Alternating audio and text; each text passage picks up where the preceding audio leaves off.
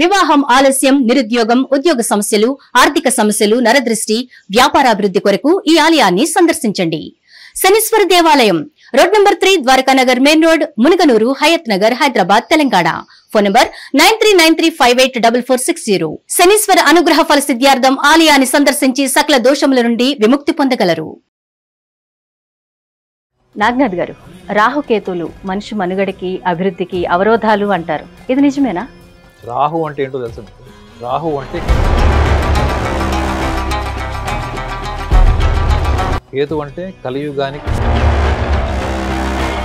నాగనాథ్ గారు, రాహుకేతులు సంతాన ప్రాప్తి లేకుండా చేస్తాయి అంటారు. నిజమేనా? రాహుకేతువులు దేనికి సిగ్నిఫికెన్స్ అంటే మనిషిలో ఉన్నటువంటి. నాగనాథ్ గారు, ఇప్పుడు రాహుకేతుల ప్రభావం వల్లే పొలిటికల్ అండ్ ఫైనాన్షియల్ స్కామ్స్ జరుగుతాయి అంటారు. ఇది ఎంతవరకు నిజమంటారు? దుర్మార్గపు ఆలోచనలు, కాన్స్పిరసీస్, చీటింగ్, ఇవన్నీ కూడా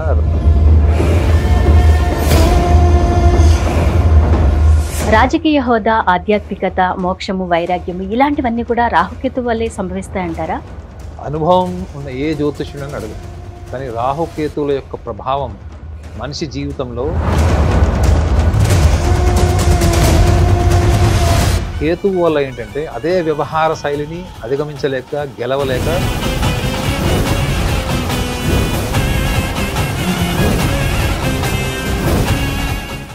నాగనాథ్ గారు, ఇప్పుడు కర్కాటక రాశి వారికి రాహుకేతుల ప్రభావం ఎలా ఉంటుందంటారు? అనుకూలంగా ఉంటుందా, ప్రతికూలంగా ఉంటుందా? వారి గురించి చెప్పండి. తప్పకుండా. హిట్ ప్రేక్షకులందరికీ కూడా నమస్కారం. హర్షిణి గారు, కర్కాటక రాశి వాళ్ళకి కుటుంబ అష్టమ భావాలు అంటే గోచార రీత్యా కుటుంబ స్థానంలో కేతువు, అష్టమ భావంలో రాహు.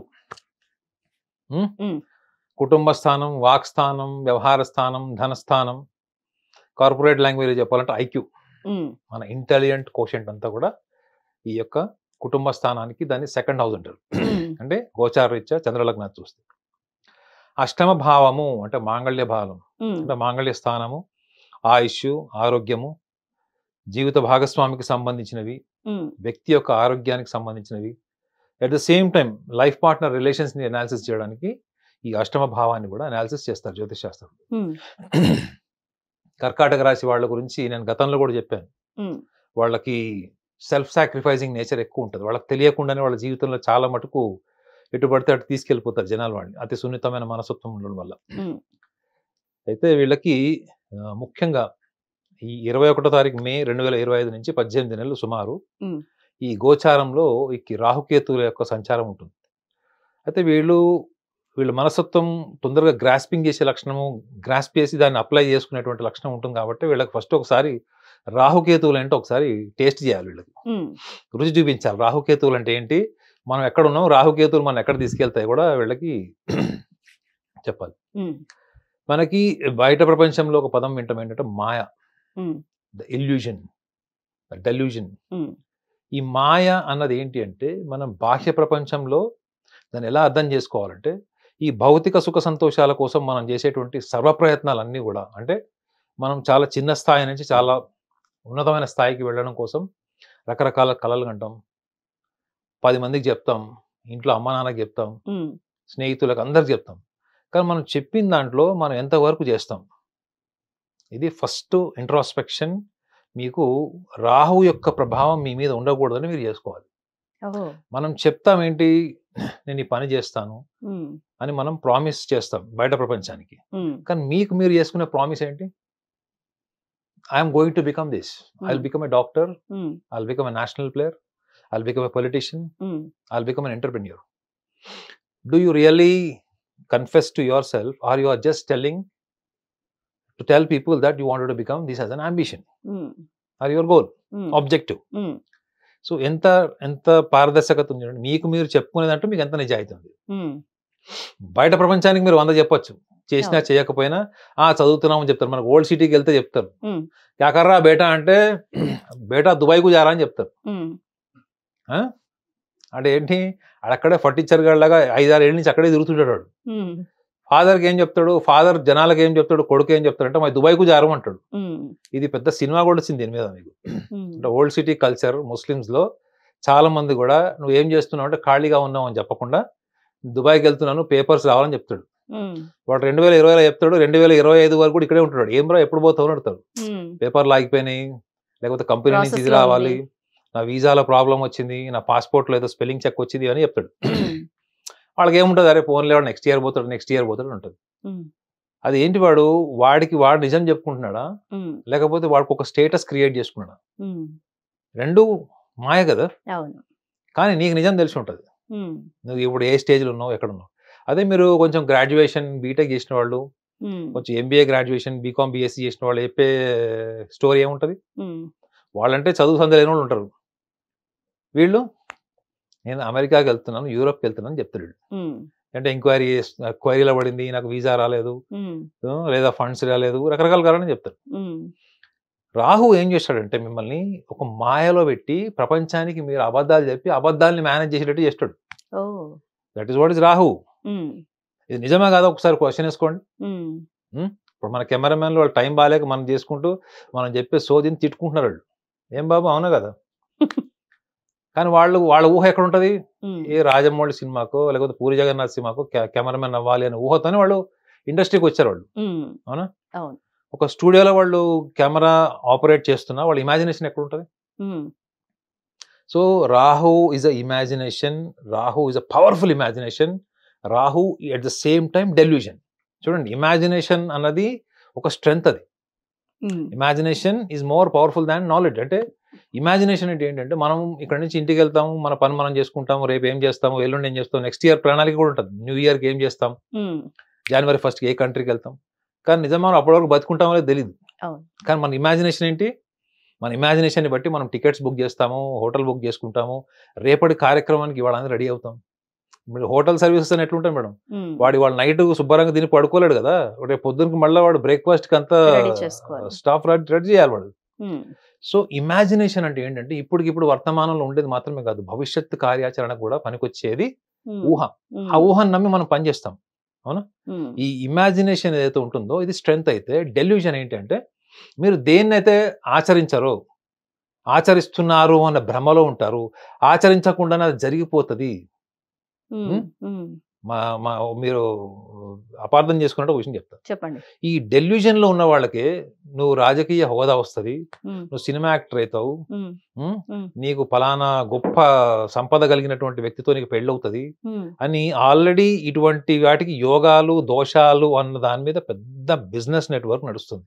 అది కూడా రాహు ప్రభావమే. అర్థమైందా మేడం? మీరు ఊహించుకున్నది ఫలానా వాడు, నువ్వు ఒక చిన్న ఇంత డబ్బులు ఖర్చు పెడితే అయిపోతుంది అనుకుంటే వీడు ఏం చేస్తాడు, అప్పు చేసైనా ఏమి చేసింది చేస్తాడు. సో వీడు మాయలో ఉన్నాడు, చేయించేవాడు కూడా మాయలో పెడుతున్నాడు. సో వీడు ఎవరి దగ్గర పోతున్నాడు, డైరెక్ట్ గా రాహు దగ్గర పోతున్నాడు మేడం, మాయగాడు కాదు. మీరు కలియుగం, అవునా కదా చెప్పండి. ఇప్పుడు మేడం మీరు చెప్పండి, ఇప్పుడు మీరు ఒక డెల్యూజన్ ట్రాప్ లో ఉంటే రాయన నేను తీసుకెళ్తాను నీకు అవన్నీ చేయిస్తానంటే అది ఎంత టూ మచ్ చెప్పండి. కరెక్ట్ పర్సన్ దగ్గరికి వెళ్తాడు. ఆ తర్వాత వాడు ఇంకా రకరకాల కారణాలు చెప్తారు, ఎందుకు కాలేదు నేను అనుకునేది ఎందుకు జరగలేదు, వాడు 100 కారణాలు చెప్తాడు. రాహువు మాయలో ఉంచితే ఈ మాయలో ఉన్న వ్యక్తి యొక్క అంటే మనం ఒక పర్టికులర్ రాశి అనుకుంటున్నాం కదా, కర్కాటక రాశి, వీళ్ళు కూడా ఎవరిని కలుస్తారు, వెళ్ళి ఇంకో మాయలోని కలుస్తాడు. అక్కడ ఏం జరుగుతుంది, ధన నష్టం జరుగుతుంది. ఎందుకు చెప్తున్నానంటే వీళ్ళకి కర్కాటక రాశి వాళ్ళకి ధనస్థానం వాక్స్థానంలో ఎక్కడున్నారు, ఎవరున్నారు, కేతు ఉన్నాడు. సో కేతువు ఆల్సో సిగ్నిఫైస్ ద పూర్వజన్మ సంస్కారం. అంటే కేతు యొక్క స్థానాన్ని బట్టి వ్యక్తిగత జాతకంలో వాళ్ళకి ఎటువంటి సంస్కారం కలిగి ఉంటారు, ఎటువంటి సంస్కారం కలిగి ఉన్నారు అంటే వాళ్ళు చెప్పేది చేసేది చేసిన దాని పట్ల వాళ్ళు ఎంత నిజాయితీగా నిలబెడతారు, ఇవన్నీ కూడా మనము ప్రవర్తనలో వాళ్ళ కార్యాచరణలో చూస్తాం. అదంతా వాళ్ళ పూర్వజన్మ సంస్కారం నుంచి వస్తుంది కేతువు. రాహు ఏం చేస్తాడంటే భౌతిక ఇహలోక సుఖాలన్నీ ఇస్తాడు. మీరు వాడే గోల్డ్ దగ్గర నుంచి లగ్జరీ బ్రాండెడ్ వాచ్ దగ్గర నుంచి అన్ని కూడా రాహువు పోర్ట్ఫోలియోస్ ఇవన్నీ. అందుకే రాహువుని ఏమంటారంటే ఈజ్ అ కింగ్ ఆఫ్ కలియుగ అంటారు. ఈ కలియుగాన్ని శాసించే గ్రహాలు రెండే, ఒకటి రాహువు, రెండు శని. ఈ కేతువు వీళ్ళకి ఏంటంటే కర్కాటక రాశి వాళ్ళకి ఒక రకంగా చెప్పాలంటే అది ఈ 21వ తారీఖు మే నుంచి చూసుకుంటే అది వాళ్ళకి అది ప్లస్ పాయింట్. అది కానీ ఈ అష్టమ రాహు ఏంటి, మాయలో పెట్టేటువంటి రాహు ఏం చేస్తాడు అంటే ఉమ్, కుటుంబ స్థానము, వ్యవహార స్థానం అని చెప్పా కదా. ఈ కర్కాటక రాశిలో పుట్టిన వాళ్ళు వీళ్ళు ఫైనాన్షియల్ డెవలప్మెంట్ కోసం చేసే ప్రయత్నం, అది ఇండియాలో నుంచి అబ్రాడ్ వెళ్ళి సంపాదించాలి, ఇక్కడ అప్పులు చేసినా కానీ ఫారిన్కి వెళ్ళాలి ఉమ్, అని వీళ్ళు చేసే ప్రయత్నాలు వీళ్ళకి ఫలిస్తాయా? ఫలించవు. ఎందుకు ఫలించవు అంటే వీళ్ళు రెండు విషయాలు గమనిస్తే వీళ్ళకి అర్థమైపోతుంది. ఉమ్, ఒకటి, జీవిత భాగస్వామి ప్రలోభం వల్ల వెళ్ళకండి. Got my Okay. పాయింట్. ఉమ్, ఇప్పుడు కార్పొరేట్ సంస్థల్లో సర్వసాధారణమైనటువంటి అంబిషన్ భార్యాభర్తల మధ్యలో ఉంది ఇదే, ఉమ్, ఆన్ సైట్. అవును. అవునా మేడం, మీరు ఆన్ సైట్కి వెళ్ళాలి.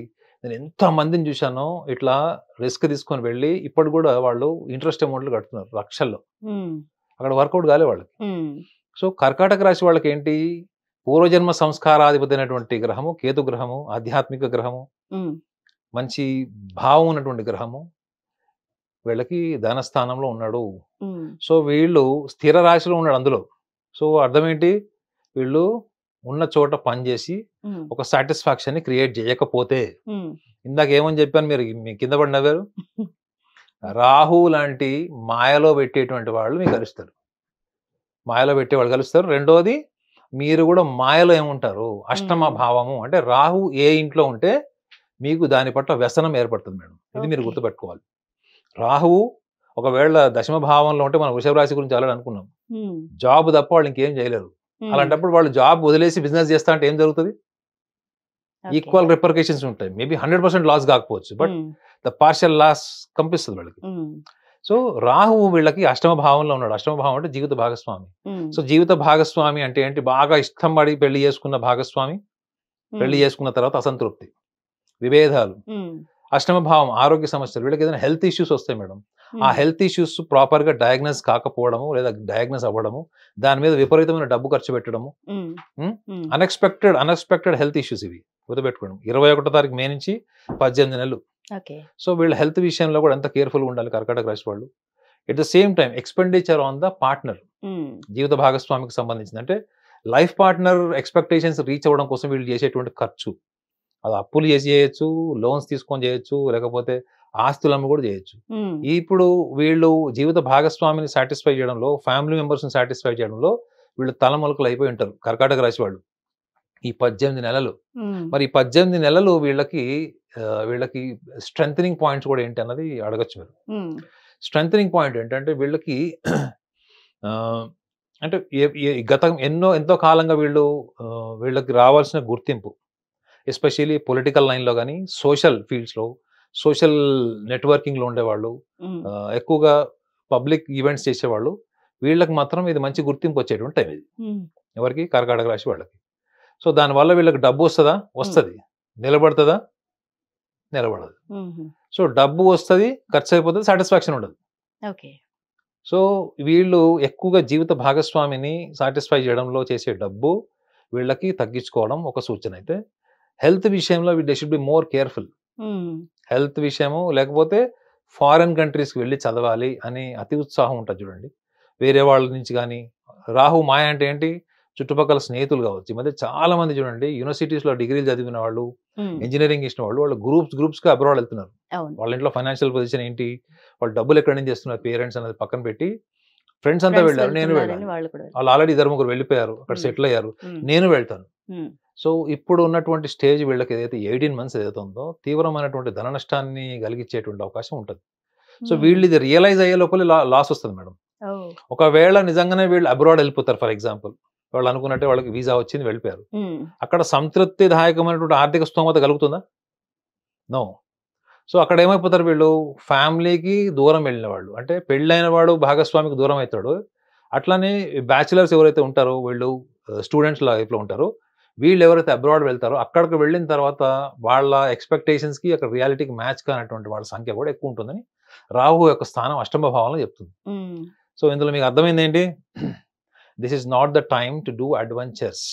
Okay. Adventures, staying away from um, life partner and promising the life partner to fulfil all our materialistic desires. Um, ఈ 2 ప్రామిసెస్ చేయకండి. Um, focus more on your health, um, focus more on the expenditure. Expenditure తగ్గించుకోండి, um, adventurous expenditure తగ్గించుకొని so ఒక stable job ఏదైతే ఉందో మీకు, ఈ stable job continue చేస్తూ not to invest money into business are speculations.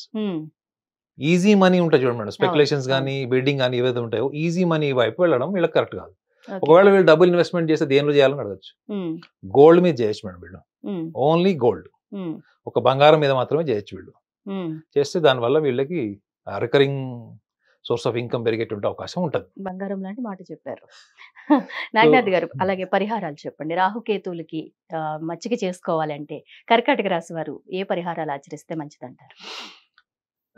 కర్కాటక రాశి వాళ్ళు ఒకటే నా సూచన ఏంటంటే, జీవితకాలం అని నేను చెప్పలేను, ఎందుకంటే ఎవరి క్రేవింగ్స్ వాళ్ళకు ఉంటాయి కాబట్టి, వాళ్ళు ఈ 18 నెలల కాలంలో వాళ్ళు నాన్ వెజిటేరియన్ మానేస్తే బెటర్. ఇది నేను చెప్పేది ఎవరు ఆచరించడం నాకు తెలుసు. ఇలాంటి పరిహారాలు కాకుండా ఇంకా వేరే ఏమైనా? ఎందుకు ఇది చెప్పారని మీరు అడగాలి మేడం యాజ్ యాంకర్ గా. అదేనండి, అలా కాదండి, ఇప్పుడు మాకు అది నచ్చలేదు, ఇంకోటి ఏదైనా చేయొచ్చు అని దానికి చెప్పాక ఇందాక రాహు చెప్తే నవ్వారు మీరు. అలాంటి బ్యాచ్ రాహు డైరెక్ట్ ఉంటారు మార్కెట్ లో. మార్కెట్ లో రాహు రెడీగా ఉంటారు, గుర్తుపెట్టుకోండి. సరే నాగనాథ్ గారు, అసలు నాన్ వెజ్ ఎందుకు తినకూడదు అంటారు? ఇప్పుడు మీకు ఇందాక ఏం చెప్పాడు మేడం, కుటుంబ స్థానం, ధనస్థానం, వ్యవహార స్థానంలో కేతు ఉన్నప్పుడు, కేతువు దేనికి అధిపతి? పూర్వజన్మ సంస్కారానికి, ఆధ్యాత్మిక బలానికి అధిపతి. అవునా? సో మీరు ఆధ్యాత్మికత అంటే ఏంటి? మనము వేషము, వాక్చాతుర్యము, గ్రంథాల పఠనం, ఇదే ఆధ్యాత్మికత కాదు. ఆధ్యాత్మికత అంటే బయట ప్రపంచంతో సంబంధం లేని నీలో నువ్వు మాత్రమే ట్రావెలింగ్ చేసి నీకు నువ్వు సమాధానం చెప్పుకునేది, ప్రపంచంతో సంబంధం లేదు. You are the answerable to your self. You have to speak the truth to your self. That is what the journey of the spiritual process. ఈ ఆధ్యాత్మిక బలము అంటే అర్థం ఏంటంటే, కేతువు గనుక ఈ స్థానంలో ఉంటే, నేను చాలా జాతకాలు చూసిన వాళ్ళలో కేతువు గనుక కర్కాటక రాశి వాళ్ళకి, కర్కాటక లగ్నం వాళ్ళకి కేతువు గనుక ధనస్థానంలో ఉన్న వాళ్ళు చాలా హైయెస్ట్ లెవెల్ స్పిరిచువల్ జర్నీస్ లో ఉన్నారు వాళ్ళు. అంటే బాగా ఉన్నతంగా చదువుకొని కోట్ల ఆస్తి ఉన్న వాళ్ళు కూడా అవన్నీ వదిలేసి కూడా ఒక సింపుల్ మోడెస్ట్ లైఫ్, అంటే ఒక ఆధ్యాత్మిక జీవితం గడుపుతూ ఏదో ఒక రోజు మనం వెళ్ళిపోతాం అన్నట్టు ఒక సెల్ఫ్ రియలైజేషన్ ఉన్న వాళ్ళు చూసాను. ఆ సంస్కారము అంటే ఏంటి అంటే, మనిషికి ఆహారం నుంచి వచ్చేటువంటి సంస్కారం. చూడండి, మీకు వ్యవహారం ఏంటి?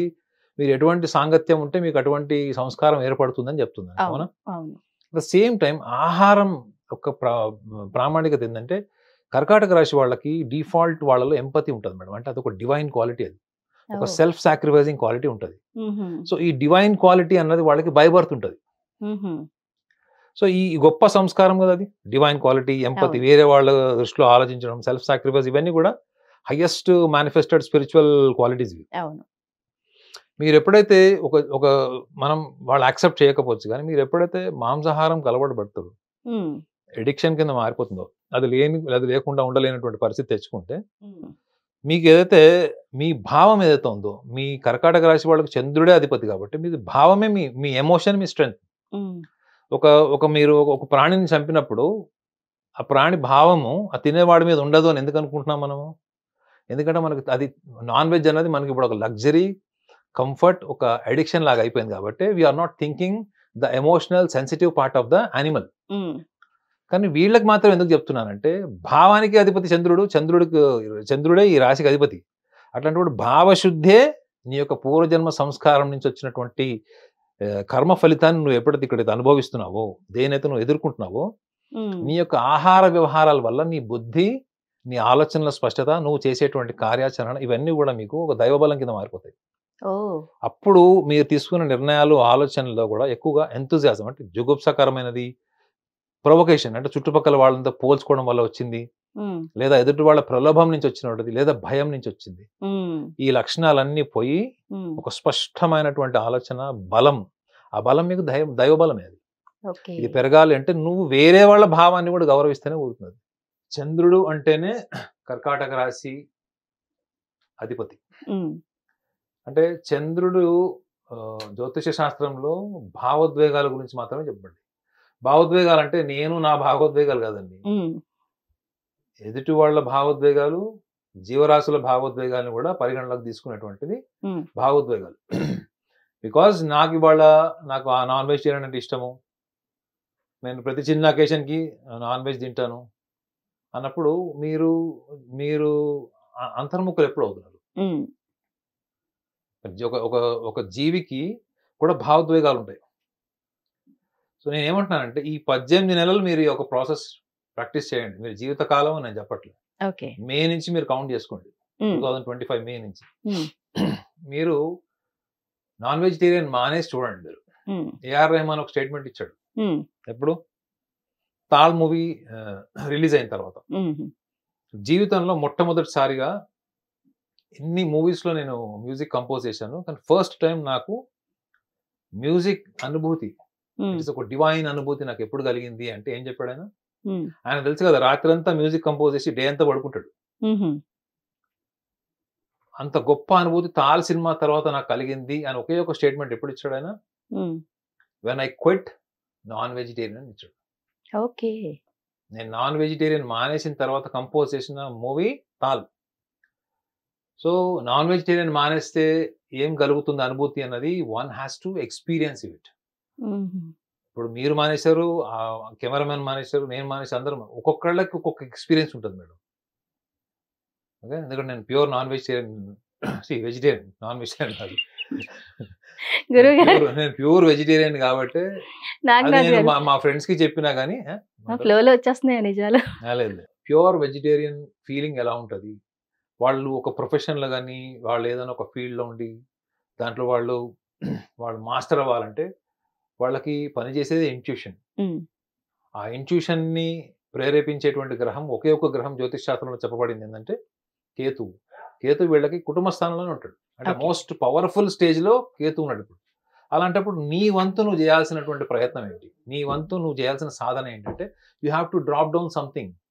నువ్వు ఇంట్లో జీవిత భాగస్వామితోనో ఉద్యోగం మానేసో ఫ్రీక్వెంట్ గా జాబ్ మానేసి ఫ్రీక్వెంట్ గా సంస్థలో గొడవలు పెట్టుకునే బదులు వాటికి మూలమైనటువంటి ఏదైతే మీకు ఆ టెంపర్మెంటల్ అంటే మీ ఆవేశానికి సంబంధించి కావచ్చు, సున్నితత్వానికి సంబంధించి కావచ్చు, నిర్ణయాలకు సంబంధించి కావచ్చు, దాని మూలన్నే చెప్తున్నా కదా మీకు. దేనివల్ల ఆహారం వల్ల మీలో ఏదైతే మీకు ఆ ప్యూరిటీ డెవలప్ అవుతుందో ఆ మూలమే చెప్తున్నా కదా. సో మీరు మూలాన్ని పట్టుకుంటారా లేకపోతే కారణాలు ఎత్తుక్కుంటూ ఎదుటి వాళ్ళ మీద కారణాలు చెప్పుకోవడానికి మీరు బిజీగా ఉంటారు అన్నది ఇట్స్ ద చాయిస్. సో మీరు మానేయండి నాన్ వెజిటేరియన్ అని నేను చెప్పట్లేదు. బట్ జ్యోతిష శాస్త్ర ప్రకారము ఒక కర్కాటక రాశి వాళ్ళకి అతి సున్నితత్వం ఉంటుంది. చాలా అంటే చాలా సున్నితత్వం ఉంటుంది వాళ్ళకి. ఎంత సున్నితత్వం అంటే వాళ్ళ జీవితంలో జరిగిన ఏ ఘటనలు కానీ బ్యాడ్ ఎక్స్పీరియన్సెస్ కానీ వాళ్ళంత ఈజీగా మర్చిపోలేరు. సో ఇప్పుడు ఉన్నటువంటి టైం ఏంటి, కుటుంబ అష్టమ భావాలు వీళ్ళ వీక్నెస్. కుటుంబ స్థానం అంటే తల్లిదండ్రులు, పిల్లలు, వీళ్ళంతా. అష్టమ భావం అంటే జీవిత భాగస్వామి. ఇవి దాటి ఎక్కడ పోతారు కర్కాటక రాశి వాళ్ళు. సో ఇందులో మునిగిపోయి ఆ రాహువు మాయలోకి వెళ్ళిపోయి లేనిపోని ఆలోచనలు, లేనిపోని ఎక్స్పెరిమెంట్స్ ఇవన్నీ చేస్తున్నారంటే there is something that you need to reform. That reformation is absolutely the Sanskar. The Sanskar comes which from your previous birth according to astrology based on the Ketu position in astrology. ఈ కేతువు యొక్క position ని బట్టి పూర్వజన్మ సంస్కారం చెప్తున్నప్పుడు ఆ సంస్కారానికి మీరు ఎన్ని యాత్రలను చేయండి, కానీ మీరు ఒక జీవి యొక్క భావాన్ని కూడా మీరు అర్థం చేసుకున్నారంటే మీ భావం ప్రకృతితో కలుస్తుంది. గుర్తుపెట్టుకోండి, మనము ఎప్పుడైతే ఎంపతి, మనం అందుకే చూడండి చెట్లకు నీళ్లు పోయడం కాదు, చెట్లతో ముట్టుకోండి, మాట్లాడడం ఎందుకు చెప్తారు. మనకు అట్లా అలవాటు, మనకు అట్లా స్కూల్ ఎవరు చెప్పలేదు కదా.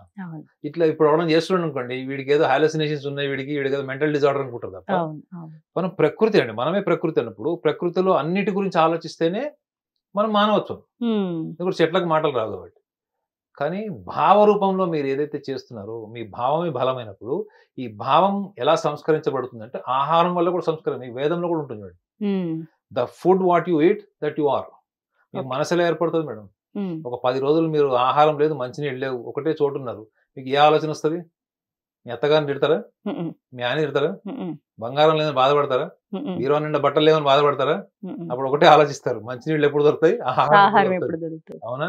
సో ఆహారము భావాన్ని అంత ప్రభావితం చేస్తుంది. ఓకే, మీరు సింపుల్ గా మిమ్మల్ని మీరు సంస్కరించుకోండి.